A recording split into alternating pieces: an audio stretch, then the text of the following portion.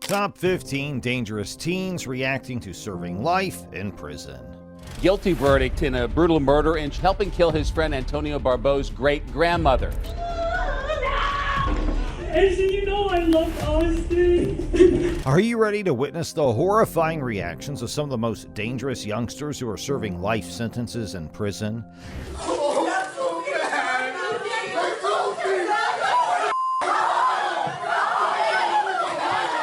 Therefore, I am going to find that there is probable cause to charge the individual with the found over for General Sessions Court for late charges. Do you have any idea what goes through their heads when they realize they'll spend the rest of their lives in jail? How do they cope with the seriousness of their actions? Join us as we explore their minds, unexplored depths, and uncover their unexpected responses. Stuart Harling, an 18-year-old trainee accountant, committed a heinous crime in 2012 when he ambushed 33-year-old nurse Cheryl Moss while she was on a cigarette break behind St. George Hospital in Orange Church, Essex. Harling, described as a serial criminal-obsessed teenager, assaulted Cheryl during the attack. Police reports revealed that he had a disturbing fascination with violent crimes and had spent hours researching serial criminals on the internet. During the trial, Harling was found guilty and sentenced to life in prison with a minimum of 20 years to serve. Detectives involved in the case had no doubt that if he hadn't been caught, Harling would have gone on to commit other crimes. Cheryl Moss's husband expressed relief that the evil person responsible for her death was caught quickly, preventing further loss of life. At the age of 15, Cavassier Sims committed a tragic crime, taking the lives of two other teenagers in 2015.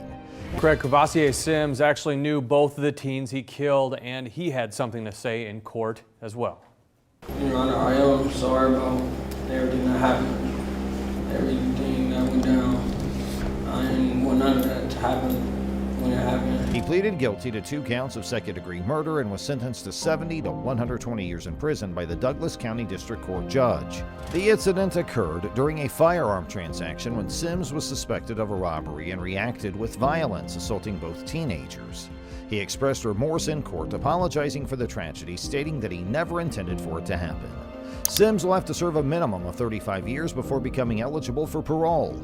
His attorney argued that he acted out of panic when he believed one of the teenagers had a gun. You have a 15-year-old kid who in an instant panicked and shot 2 people because he thought he was being robbed. There's no question that one of the victims in this case, had the gun. Damon Kemp, a 19-year-old accused of taking the lives of his teenage companions, faced a grim fate as he was brought into the courtroom for his bond hearing. Tonight, the 19-year-old accused of murdering his teenage roommates is locked up in jail, and a judge is not letting him out. When Damon Kemp was wheeled into the courtroom this morning for his bond hearing, he started screaming, and the victims' families couldn't handle it. One of the bereaved mothers, Narissa Carter, couldn't bear the grief as she lamented the loss of her 19-year-old son, Trey Ingram, who was cruelly slain. During the hearing, Damon Kemp's actions in court raised concerns and intensified the gloomy atmosphere. He began yelling and invoking a higher power, making his demeanor unsettling. God! God! God! The judge rejected his bail, finding sufficient reasonable cause for his arrest. Nicholas Cruz, the teenager responsible for the tragic Parkland school shooting that claimed 17 lives, has been sentenced to life in prison without the possibility of parole. Nicholas Cruz murdered 17 people and injured 17 others in Parkland, Florida in 2018. Families of the victims have reacted angrily as jurors rejected the death penalty. The court imposed consecutive life sentences for each of the 17 counts he pleaded guilty to, ensuring he serves a lengthy sentence. Despite the family's disappointment at the absence of the death penalty, the judge also handed down additional life sentences with a minimum of 20 years for some counts and life without parole for others. I am very sorry for what I did, and I have to live with it every day. And that if I were to get a second chance, I would do everything in my power to try to help others. Cruz's financial gains from his crimes were also blocked, and his emotions remained absent throughout the trial. In 2009, a horrific crime was committed against an elderly couple in northwest Indiana. Ruby and Milton McClendon were assaulted, and their bodies were later found dumped in a forest preserve about 2 miles from their homes in Calumet City. The couple had been robbed at their home, which was left ransacked. 2 suspects were identified and pleaded guilty to the crime. One of them was 19-year-old Gregory Brooks Jr., who received a 120-year prison sentence. Brooks's father, Gregory Brooks Sr., expressed his attempts to keep his son away from gangs, but unfortunately his efforts were unsuccessful. The other suspect involved was Rio John Thompson, who was only 17 years old at the time. At just 14 years old, Antonio Barbeau, along with his friend Nathan Papp, committed a brutal crime, taking the life of Antonio's grandmother, Barbara Olson, in her home. 78-year-old Barbara Olson was beaten to death in her home last September. The suspects then just 13 years old. Olson's great-grandson, Antonio Barbeau, and Barbeau's friend, Nathan Papp. They used a hatchet and a hammer in the horrifying attack. Antonio was sentenced to a minimum of 36 years in prison with parole eligibility at the age of 50. Despite a brain injury that might have affected his decision-making, the judge acknowledged the gravity of the crime and did not consider it enough to overlook the shocking nature of their actions. Antonio's emotional apology in court and the judge's decision reflected the severity of the situation. I don't show my emotions much, and I myself am not sure why. But that doesn't mean I don't.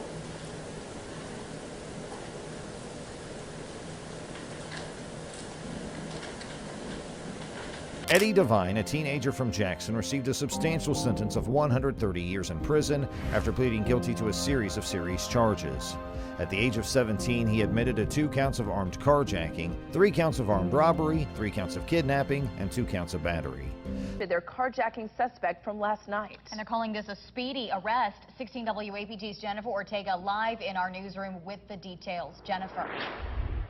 Megan, we were the only ones there when police escorted Eddie Devine to jail tonight. The charges were related to incidents that occurred in April 2013, March 2014, and April 2014. One of the incidents involved Eddie Devine and Remy Harvey, who was only 13 years old at the time, forcing a woman into her car at the Hallmark Gardens Apartments on Northside Drive in Jackson. Eddie Devine was arrested by the Flowood Police in December 2014. During his sentencing in a Hinds County court, Eddie Devine received 30 years for assault, 30 years for armed robbery, and 30 years for kidnapping. At the young age of 14, Joshua Earl Patrick Phillips committed a tragic act that took the life of his 8-year-old neighbor and friend, Maddie Clifton, in November 1998. And that reached sentencing hearing for teen killer Josh Phillips was an emotional one, and it just wrapped up. The judge will now take time to determine whether to keep Phillips in prison for life for the 1998 murder of 8-year-old Maddie Clifton in Jacksonville. As a result of his actions, he was sentenced to life in prison without the possibility of parole. During his trial, which took place in Polk County after it was moved from Duval County due to concerns about publicity in Jacksonville, Phillips' lawyer chose not to call any witnesses for the defense and even discouraged his parents from testifying. During these past few days, I've sat here and I'm in this courtroom and I have listened to all of the classes that the defendant has been able to take. What classes has Maddie been able to take over the past 18 years? Phillips himself remained silent during the trial, which lasted only 2 days. As a result of this tragic and devastating crime, Joshua Phillips will spend the rest of his life in prison without the possibility of parole. George Stinney Jr. was an African-American boy who at the age of 14 was convicted and executed for the murders of 2 young girls, Betty June Binnicker, age 11, and Mary Emma Thames, age 7, in Alcolu, South Carolina in March 1944. He was accused of assaulting and killing the girls. George's trial was swift and he was sentenced to death by the electric chair in June 1944.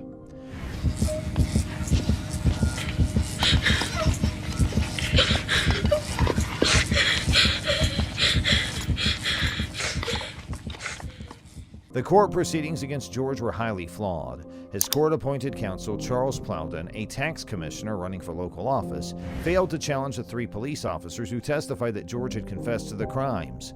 Plowden also did not challenge the 2 different versions of George's alleged confession presented by the prosecution. Moreover, George's trial took place before an all-white jury, which deliberated for just 10 minutes before declaring him guilty. Judge Philip H. Stoll sentenced him to death. Lionel Alexander Tate holds the tragic distinction of being the youngest American citizen ever sentenced to life in prison without parole. At just 14 years old, he was convicted for the death of 6-year-old Tiffany Unick in Florida. The incident occurred while he was left alone with Tiffany, who was being babysat by his mother. Initially, Tate claimed that Tiffany's injuries were accidental, but during the trial it was revealed that he had brutally assaulted her. Despite his young age, the judge handed him a life sentence, considering the nature of the crime to be cold and cruel rather than the actions of a playful child. The death of young Austin Smith shocked many people, but what his killer said in court today is guaranteed to shock you. It's heart-wrenching, but not in the way you might think. I would give my life for Austin. I loved him a lot. As you know, I love Austin. In March 2013, a 16-year-old Dylan Schumacher admitted to causing the death of a nearly 2-year-old toddler named Austin while babysitting him and his 3-month-old brother. During the trial, Schumacher cried and apologized to the victim's mother, Ashley, who was also his girlfriend. However, Ashley refused to accept his apology, holding him responsible for the tragic incident. Schumacher allegedly assaulted the child and head-whipped him, causing blood vessels in his brain to burst and resulting in internal bleeding. He claimed that he did not intend for such harm to happen, but both the Supreme Court and Ashley rejected his excuses. He was found guilty by the court and received the harshest sentence possible, a 25-year term. Jessica Carline, a 17-year-old girl, was involved in a tragic car crash at the Wyoming Medical Center, resulting in the loss of 2 lives. She pleaded guilty to 2 counts of vehicular homicide in April 2015, and the prosecution agreed to seek a prison sentence of up to 16 years to be served concurrently. The judge ultimately decided on the plea agreement, which led to Carline being sentenced to 12 to 16 years at the Wyoming Women's Center in Lusk. The crash occurred when Carline's vehicle veered over the curb and collided with a sign at the hospital building, leading to the deaths of her 2 passengers. She was charged as an adult and found to be driving at a high speed without wearing seatbelts. The tragic incident highlighted the importance of road safety and the devastating consequences of reckless driving. 21-year-old Brandon Spencer of Inglewood bangs his head as a judge sentences him to 40 years to life after he was convicted of shooting a rival gang member at a 2012 Halloween party on the USC campus. In 2014, Brandon Spencer received a sentence of 40 years to life in prison for a shooting that injured 4 people at a Halloween party on the University of South Carolina campus. During the sentencing, Brandon became overwhelmed with emotion, pounding his forehead on the desk and shouting expletives as the judge read his conviction on 4 counts. His attorney pleaded for leniency, highlighting his employment as a security guard and aspirations to attend college. However, the prosecution portrayed Brandon as a gang member with a history of violence, presenting tweets as evidence. The shooting was seen as a result of an ongoing feud with another gang member, fueled by social media rivalry. Thanks, Ken. Well, convicted of murder at just 15 years old, now nearly 15 years later, John Silva could be resentenced. In 2001, Silva was sentenced to life in prison without parole for strangling 12-year-old Jerry Allen Jr. John Silva, a 15-year-old, was convicted of a first-degree crime for the tragic death of 12-year-old Jerry Lee Alley Jr., whose body was found in a dry septic tank pit 2 days after he went missing. Silva was tried as an adult and ultimately sentenced to life in prison, with no possibility of parole for taking the life of young Jerry. The jury took less than 2 hours to deliberate and declare Silva guilty, and they had the option to consider a second-degree count. Silva's mother and sister cried when the verdict was announced, and they sobbed heavily as the judge continued speaking. However, Silva remained emotionless and showed no reaction to the sentence. 15-year-old accused of trying to slit the neck of her brother and stab her sister in a plot to kill her own family. Michael or Miguel Rivera, 23 at the time of the crimes, his underage girlfriend, Roxana Sikorsky, charged with the murder attempts. In October 2014, 15-year-old Roxana Sikorsky committed a horrific act by assaulting her brother and attempting to harm her parents and other siblings. In 2016, at the age of 17, she was sentenced to 10 to 20 years in prison. Before her sentencing, her mother pleaded for mercy, highlighting Roxana's need for ongoing psychological help and her fragile state, fearing the impact of an adult prison on her. I am writing this to the court regarding sentencing of my daughter, Roxana Sikorsky. This past year and a half have been the most stressful and painful time for myself and my family. We desire closure of this matter, but also reason in its conclusion. Roxana's troubled background and diagnosis of reactive attachment disorder were considered in court. She appeared genuinely remorseful and apologized to her parents for not meeting their expectations. I would like to apologize to my family for not being the daughter they wished I would be. And I promise that I will get better, no matter what happens. And I will see Lucas and Angelica again. I'm sorry. Roxana entered a plea deal, pleading guilty to 1 count of assault with intent, leading to 6 other charges being dropped. Her boyfriend, who was involved in the crime, received a life sentence on 7 counts. Jacob Morgan, who was only 17 years old at the time, was about to be sentenced to a prison term that would irrevocably change the course of his life. So therefore, I am going to find that there is probable cause to charge the individual with the bound over for General Sessions Court for both charges.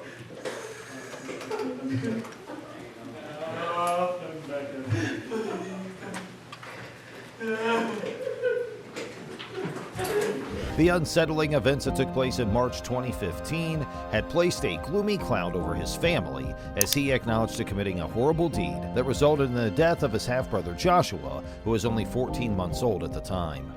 Throughout the entire process, Jacob's family steadfastly upheld their position that their oldest son is innocent.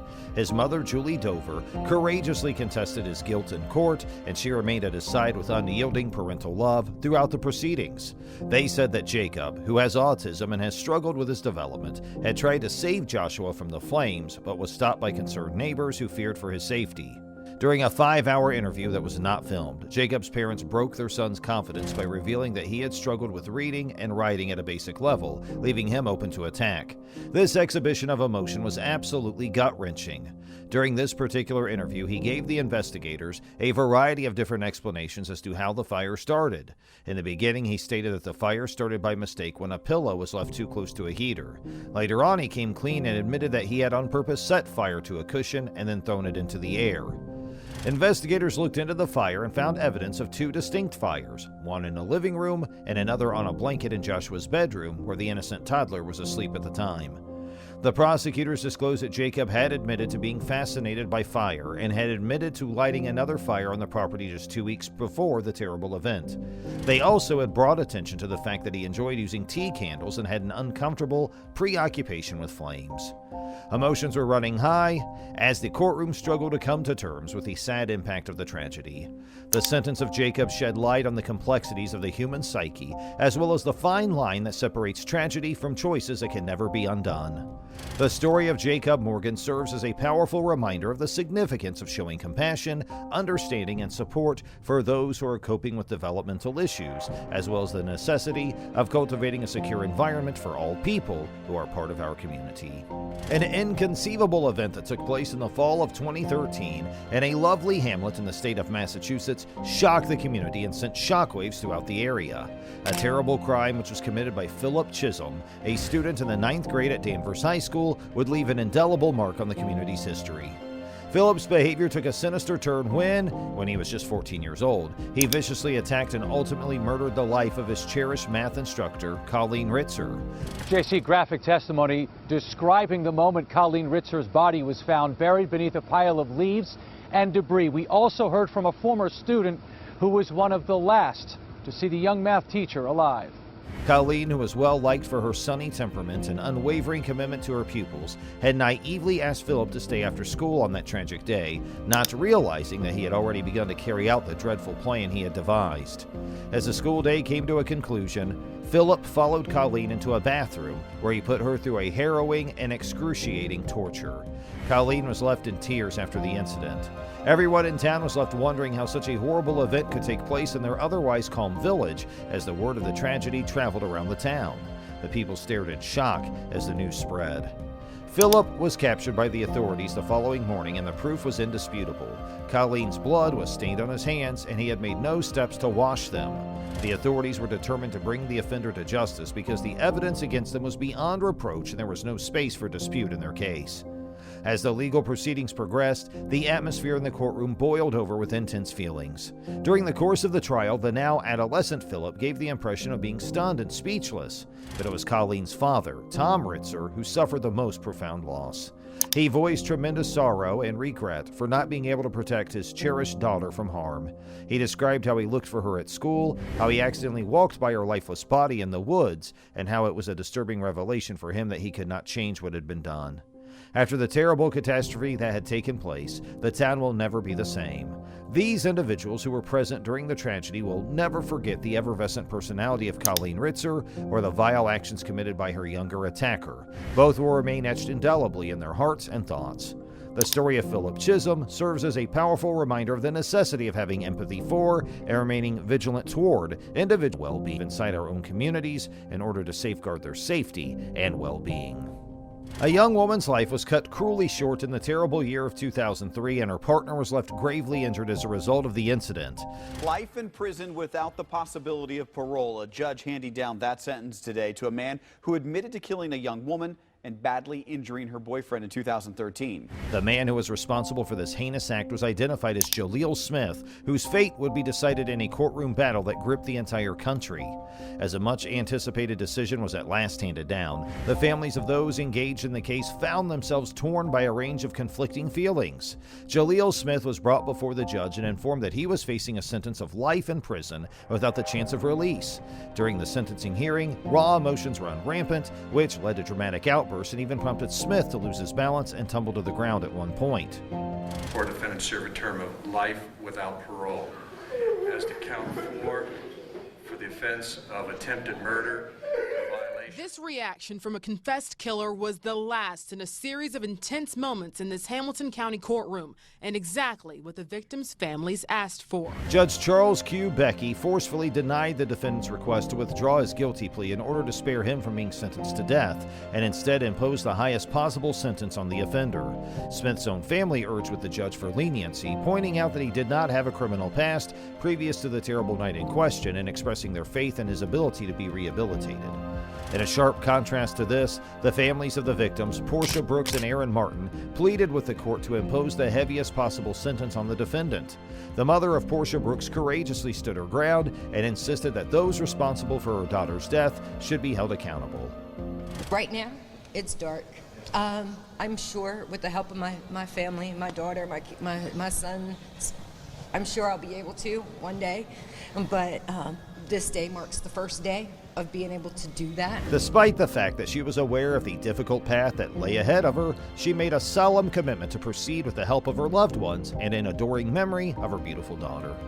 The defense attorney for Smith stated that this was an extremely unusual circumstance since he had never before witnessed a client attempting to withdraw a guilty plea during a criminal trial.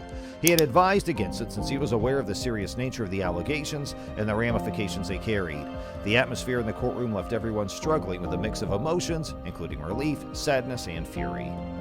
For each and every one of us, it's extremely hard to sit there and not be able to say anything and not be able to confront, and ask for those answers. Following the conclusion of the hearings, the families left the courtroom while carrying the emotional weight of what had just transpired. For the families of the victims, the punishment was a significant step toward closure and healing, but for Smith's family, it opened a new chapter of uncertainty and grief. For the families of the victims, the penalty was a significant step toward closure and healing. Thanks for joining. If you found this video as compelling as we did, please don't forget to hit that like button and subscribe to our channel.